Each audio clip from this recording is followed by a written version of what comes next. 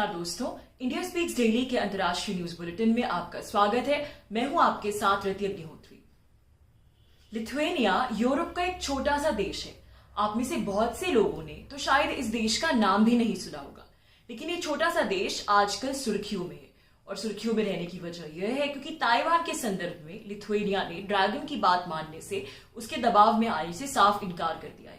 दरअसल पूरा मसला ये है कि पिछले महीने लिथुएनिया ने औपचारिक तौर पर यह घोषणा की थी कि ताइवान और लिथुएनिया के जो है आपसी संबंधों को, व्यापारिक संबंधों को बढ़ावा देने के लिए और भी मोर्चों में दोनों के आपसी सहयोग को कायम रखने के लिए और आगे बढ़ाने के लिए लिथुएनिया में ताइवान के प्रतिनिधि कार्यालय की स्थापना होगी, जिसे ताइवान रिप्रेजेंटेटिव ऑफिस के नाम से जाना जाएगा। यानी एक प्रकार से देखा जाए तो अगर ये कार्यालय बन जाता है तो लिथुएनिया और ताइवान के जो है वो डिप्लोमेटिक रिलेशंस ऑफिशियली, औपचारिक तौर पर बन जाएंगे।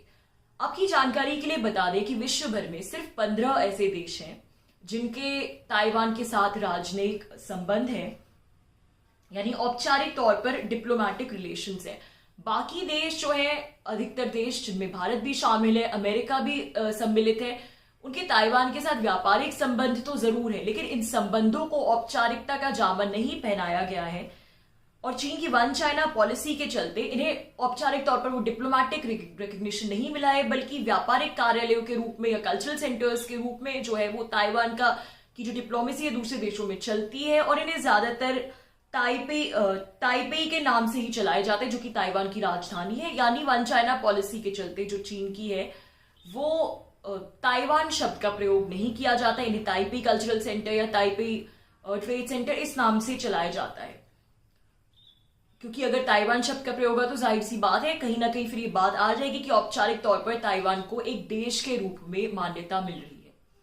चीन ताइवान को अपना हिस्सा मानता है, अपने अधीन मानता है, और कुछ इसी प्रकार से जैसे वो हांगकांग और तिब्बत को अपने अधीन मानता है। तो इसलिए उसने पूरे अंतर्राष्ट्रीय समुदाय पर अपनी वन चाइना पॉलिसी के माध्यम से एक प्रकार का दबाव बना दिया है कि कोई भी ताइवान को डिप्लोमेटिकली रिकॉग्नाइज ना करे, जिससे ताइवान जो है पूरे अंतर्राष्ट्रीय समुदाय से बिल्कुल अलग थलग होकर रहे। हालांकि उसकी ये चाल सिर्फ कुछ ही हद तक सफल है, क्योंकि ताइवान का जो ट्रेड पक्ष है, जो उसका व्यापार पक्ष है, वो बहुत ज्यादा मजबूत है। और साइंस और टेक्नोलॉजी के क्षेत्र में, खासकर सेमीकंडक्टर चिप्स के निर्यात के क्षेत्र में ताइवान एक वर्ल्ड लीडर है। विश्व के अधिकतर देश सेमीकंडक्टर चिप्स की पूर्ति के लिए ताइवान पर निर्भर है। इसलिए विश्व के ज्यादातर देश अनौपचारिक तौर से वो ताइवान के साथ व्यापारिक संबंध रखते ही रखते हैं। तो लिथुएनिया के इस फैसले से कि ताइवान रिप्रेजेंटेटिव ऑफिस खुलेगा बाकायदे लिथुएनिया में, ड्रैगन आग बबूला हो गया। उसका गुस्सा इतना अधिक है कि उसने लिथुएनिया से अपने राजदूत तक को वापस बुला दिया है, और उसके यहाँ जो लिथुएनियन राजदूत है उसको भी बोल दिया है, उसको भी कह दिया है, चीन के लिथुएनियन राजदूत को भी तुरंत चीन छोड़ने के निर्देश दिए। चीन ने खुले तौर पर लिथुएनिया को धमकी दे डाली है कि अगर वह चाइना की वन चाइना पॉलिसी का उल्लंघन कर ताइवान को इस प्रकार का डिप्लोमेटिक रिकॉग्निशन देता है तो उसे परिणाम भुगतने के लिए तैयार होना पड़ेगा। तो लिथुएनिया की सरकार क्या ड्रैगन की धमकी से डर गई है? फिलहाल तो उसका रवैया देखकर ऐसा बिल्कुल नहीं लगता। चीन ने जो कुछ भी कहा और जो कुछ भी एक्शन लिया अपने डिप्लोमेट को रिकॉल करके, उसके जवाब में लिथुएनिया के विदेश मंत्रालय ने भी एक बयान जारी किया, और जिसमें उन्होंने कहा है कि चीन ने जो किया वो बेहद दुर्भाग्यपूर्ण है। लेकिन हम एक बार फिर से ये स्पष्ट कर देना चाहते हैं कि हमने ताइवान के संदर्भ में हम जो कुछ भी कर रहे हैं, उसके साथ हम जिस प्रकार से अपने संबंध आगे बढ़ाना चाहते हैं, इसमें वन चाइना पॉलिसी का बिल्कुल भी कोई भी उल्लंघन नहीं है। और हम ताइवान के साथ अपने दोनों के, यानी अपने और ताइवान के द्विपक्षीय संबंधों को, हितों को ध्यान में रखकर उसी प्रकार से संबंध आगे बढ़ाना चाहते हैं जैसे यूरोपीय संघ के दूसरे देश या फिर विश्व के दूसरे देश जो हैं वो ताइवान के साथ अपने संबंध कायम कर रहे हैं। तो ये था लिथुएनिया का दो टूक जवाब ड्रैगन को।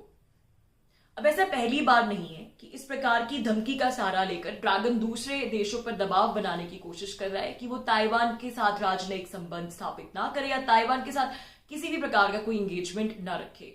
और जहां बात किसी ऐसे देश की होती है जो कि आर्थिक रूप से ड्रैगन पर निर्भर है, उसके अधीन है, तो वहां उसका दबदबा ड्रैगन का चल भी जाता है और वहां वो अपनी बात मनवाने में, दबाव बनाने में कामयाब भी हो जाता है। जैसे हाल ही में अभी गयाना के संदर्भ में हुआ। गयाना में ताइवान का ट्रेड ऑफिस खुलने वाला था, रिप्रेजेंटेटिव ट्रेड ऑफिस गयाना में, लेकिन ड्रैगन ने उस पर इतना दबाव बनाया कि मीडिया में जिस दिन खबर आई उसके 24 घंटे से भी मेरे ख्याल से कम समय में जो है गयाना ने वो डील रद्द कर दी, यानी कि अब ट्रेड ऑफिस नहीं बनेगा, ऐसी औपचारिक घोषणा कर दी। लेकिन लिथुएनिया का मसला अलग है। वह इस प्रकार से आर्थिक रूप से व्यापारिक तौर पर ड्रैगन पर आश्रित नहीं है, बल्कि पिछले कुछ समय से, सिर्फ ये ताइवान की बात नहीं बल्कि पिछले कुछ समय से काफी मुद्दों को लेकर उसने चीन के खिलाफ मोर्चा छोड़ दिया है लिथुएनिया ने। अभी 2-3 महीने पहले चीन के 17+1 कोऑपरेशन फोरम से लिथुएनिया ने खुद को विड्रॉ कर लिया, खुद को हटा दिया। जो 17+1 कोऑपरेशन फोरम है वो चीन का एक एंगेजमेंट फोरम है, ट्रेड फोरम और भी काफी इश्यूज पर एंगेजमेंट के लिए ईस्टर्न यूरोपियन देशों के साथ और सेंट्रल यूरोपीय देशों के साथ। तो लिथुएनिया ने खुद को इस फोरम से हटा लिया और बल्कि और भी दूसरे देशों को भी, जो दूसरे देश इस फोरम में यूरोपीय देश, उनको भी इस प्रकार की नसीहत दी कि सुझाव दिया कि यूरोपीय संघ और चीन के बिगड़ते संबंधों के चलते उन्हें भी इस फोरम से हटने का विचार करना चाहिए। इसके अलावा चीन के शिंजियांग क्षेत्र में जो अल्पसंख्यक समुदाय के लोगों पर होने वाले अत्याचार का मुद्दा है, वो मुद्दा भी लिथुएनिया की संसद में उठा और वहां चीन की जमकर आलोचना हुई। इसके अलावा संयुक्त राष्ट्र संघ में भी, यूएन में भी लिथुएनिया ने इस मत के पक्ष में वोट किया कि जिन कैंप्स में उन अल्पसंख्यक समुदाय के लोगों को रखा जाता है, उन कैंप्स का बाकायदा यूएन बैक्ड इन्वेस्टिगेशन होना चाहिए। तो इन सब बातों को जानने के बाद अब समझ सकते हैं कि ड्रैगन की बौखलाहट की वजह मात्र लिथुएनिया का ये निर्णय नहीं है, ये घोषणा नहीं है उसकी कि ताइवान रिप्रेजेंटेटिव ऑफिस खुलेगा लिथुएनिया में, बल्कि इसकी पूरी अगर हम पूरा देखें, जैसे कि मैंने कहा, जो कुछ हाल ही में लिथुएनिया कर रहा है, चीन के विरुद्ध जा रहा है जिस प्रकार से, तो ये सारी चीजों को हमें टोटालिटी में देखना होगा। और भी बहुत से मुद्दों को लेकर जो रवैया है, ये है ड्रैगन के बौखलाहट की असली वजह।